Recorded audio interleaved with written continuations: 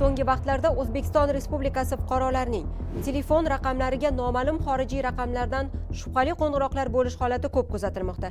Mazkur holatlar yuzasidan soha mutaxassislari tomonidan o'tkazilgan tahlillar natijasida quyidagilar aniqlandi. Xususan, bunday qo'ng'iroqlar oddiy telefon emas, balki internet va maxsus dasturlar orqali amalga oshiriladi. Firibgarlar ushbu tizimlar yordamida o'zlarining haqiqiy raqamlarini yashirib, telefon ekranida istalgan davlatning soxta raqamini ko'rsatishlari mumkin.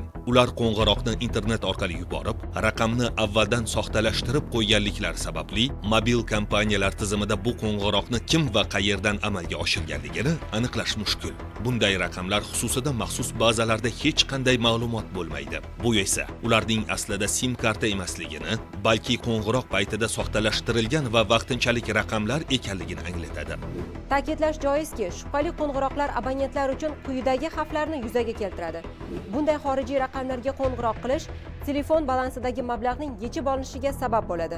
Firibgarlar o'zlarini turli tashkilot xodimi sifatida tanishtirib, shaxsiy ma'lumotlar va bank kartasi kodlarini bilib olishga urinadi.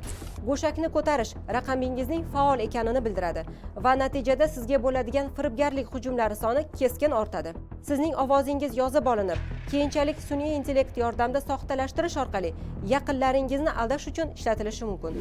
Hurmatli fuqarolar, firibgarlar tuzog'iga tushib qolmaslik uchun notanish va shubhali chet el raqamlaridan bo'layotgan qo'ng'iroqlarga javob bermaslik, qayta qo'ng'iroq qilmaslik, ushbu raqamlarni bloklash hamda shaxsiy ma'lumotlaringizni begonalarga oshkor qilmaslikni tavsiya etamiz.